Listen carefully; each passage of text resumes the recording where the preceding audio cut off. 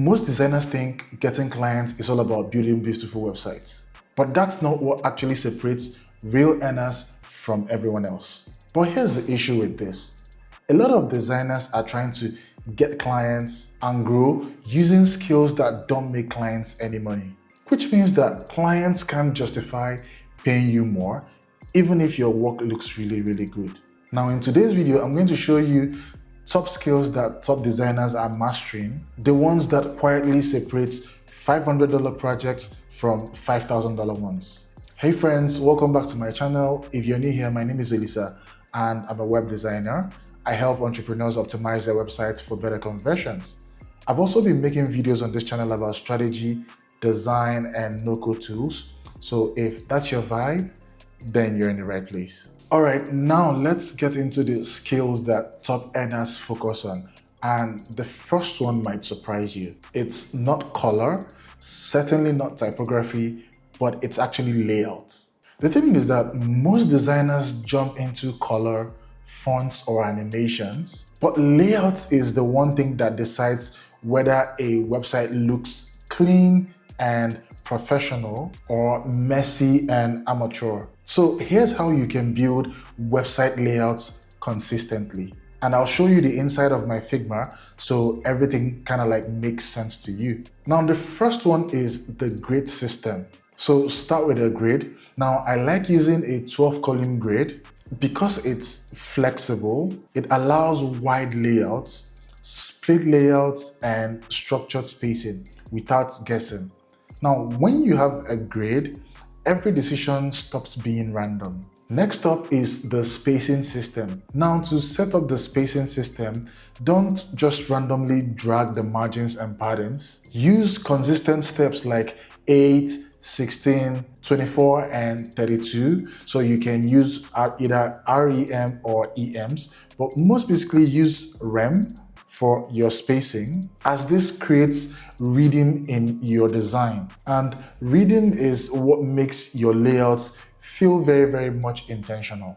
Then next is a visual hierarchy, which deals with proximity, size, alignment, and contrast. What this does is that it allows the user to constantly know what to read first, what supports the main idea of the website, and what can be ignored to focus on much later on when they are scrolling past the website. Oh, by the way, if you want to learn more about layouts, typography, and all of that beautiful stuff with seasoned professionals and also upcoming designers, now I have my Discord community linked below. In there, we share critiques and weekly practices. So you might want to get into that. Now, we've been talking about layout so much. So the real question is, why does layout matter this much? The truth is that without layout, nothing works. Typography will look clean, colors won't fall into places, even great images will look cheap if the layout is chaotic. And once your layout is clean,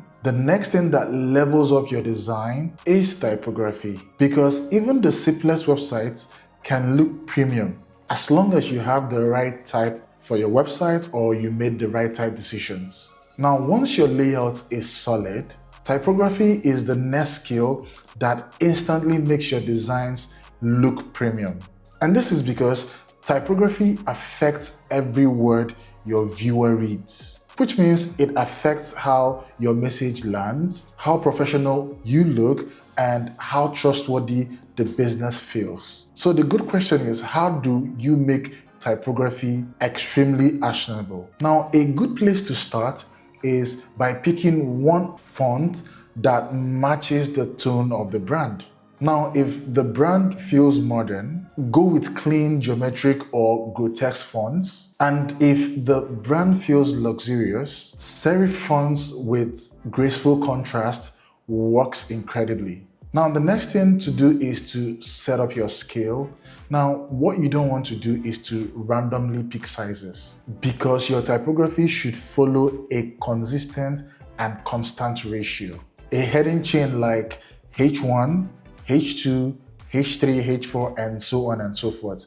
And each of these headings should have its own size system. So for example, your H1 can be 48 and your H2 can be 32. So that clearly separates, sort of creates like a hierarchy between both text on your website. Now, if you want to properly figure this out, typeskill.net is a great tool for this. All you need to do is just pick a base and it generates the whole thing for you.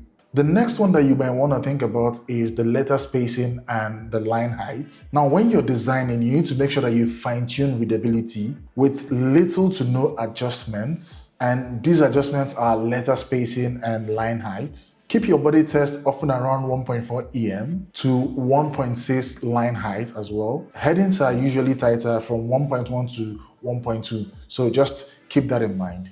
Now, if this has been helpful so far, please hit the like button. It tells YouTube that this particular video is worth showing to other designers like yourself. Now, let's talk about framing in typography. Now, this matters because even the best layouts can feel unpolished if the type isn't confident. So look at it like design being communication and typography being the voice. So when your type system is intentional, the website looks more expensive, even if every other thing on the website is super simple. And once typography is set, color is where most web designers get it actually wrong. And trust me, this is not because they pick the wrong colors, but because they use so many colors and they fail to give each of these colors a job. Now, color is one of the fastest ways to elevate your design or accidentally make it look so amateur. Now, the thing is that most designers don't struggle with choosing the right color. They only struggle with using those colors intentionally, like I mentioned earlier. So instead of using multiple colors, all you need to do is to build a simple 3-color system. The primary color for the hero section, the secondary acts as a support, and the accent colors for highlights and actions. And this will immediately bring visual discipline to your designs. Now, what you need to understand is that every color has a job that they're doing on your website. For example, maybe the primary color goes to the headings and navigational highlights, and also maybe the accent color is used for highlights and actions. Now, here's a good rule for choosing colors. If elements have the same role that they perform on a particular website, then they should use the same color. What this does is that it gives instant consistency and also strengthens the brand, most especially strengthening it visually. Now, here's a pro tool that most designers don't use. So you head over to your Chrome and go to Inspect, and whilst on Inspect, come over to CSS Overview. Now, Chrome can analyze your entire website and show you every color used so you can clean up inconsistencies fast. So if you want deeper feedback on color systems, you can join my design community on Discord. There, designers share critiques, exchange portfolios, resources, and just generally help each other out. And if this has helped you so far, make sure to hit the like button. It supports the channel so I can make more videos like this. Now, color matters because most colors distract, while controlled colors guide a user's attention. And attention is one of the good currencies of a good web design. Because when your color system is intentional, your layout and your typography feels stronger instantly. And now we need to talk about something that most web designers ignore, and this has put a ceiling on their growth. So now we are in a no-code era, so you have tools like Webflow, Framer, Wix, Shopify. All of these tools have all made building websites a lot easier. But here's the truth. Now, even in a no-code world, designers who understand the basics of coding stand out instantly. So you might want to ask yourself, so why does basic code matter?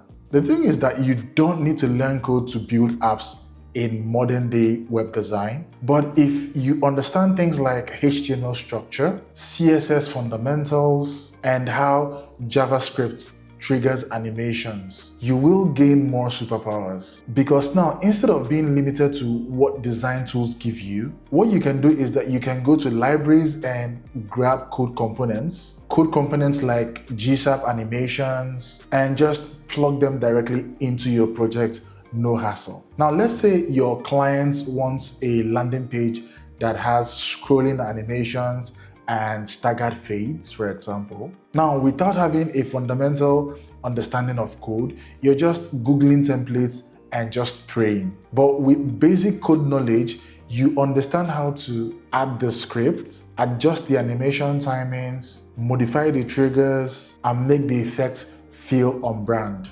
And that's the difference between this looks cool and this is exactly what my client imagined. Now, like I said earlier, you don't need to write code from scratch. You just need to know enough and understand better so that you're able to interpret what you're looking at. That's basically like knowing the alphabets, even if you're not the author of those same alphabets. So if you're starting from zero, Code Academy has a beginner-friendly course on HTML, CSS, and JavaScript.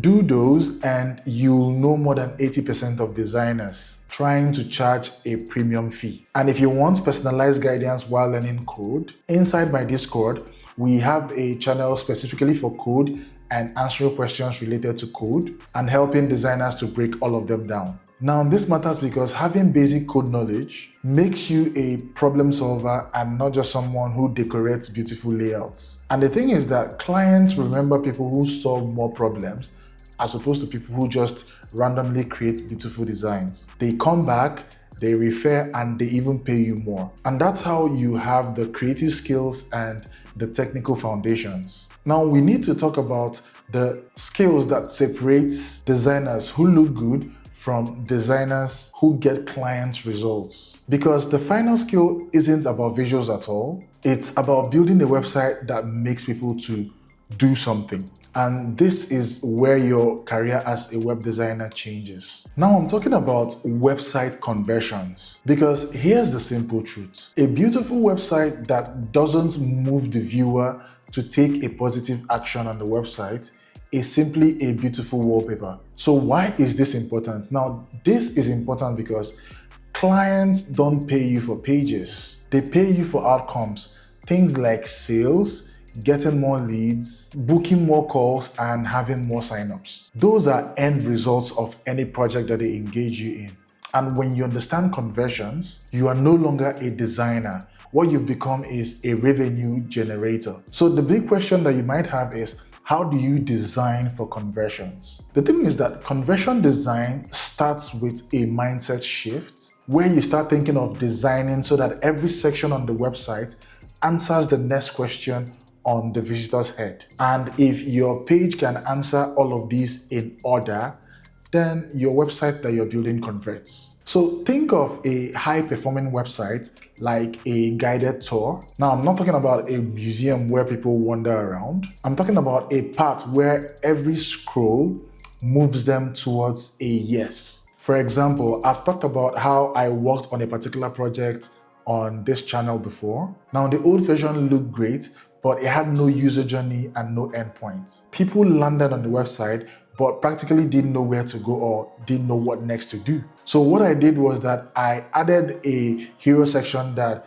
explained explicitly what the brand offers. We also had benefit section explaining why things matter. And then there was social proof all across all product pages to remove doubts, and clear CTA that invites action, not just action to add to cart, but also to pay attention to some of the promotions that was going on the website. So same brand, same visuals, different revenue outcomes. So let me tell you the real client secret, right?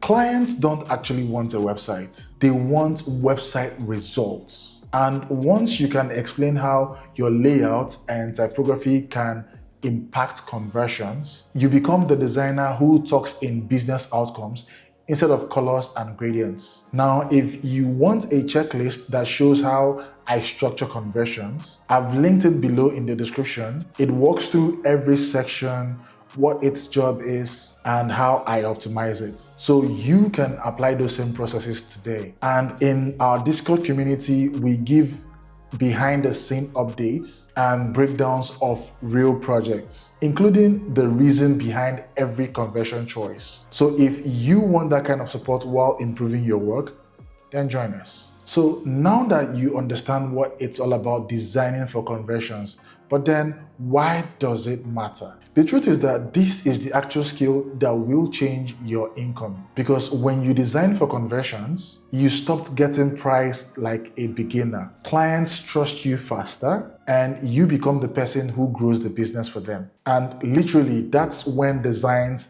stop being pretty in the eye for you and you start looking at it from a profitable standpoint. So now that we've covered these 5 skills, the big question that you might have now is, how do they all fit together, especially into a design part? You'll notice something interesting here.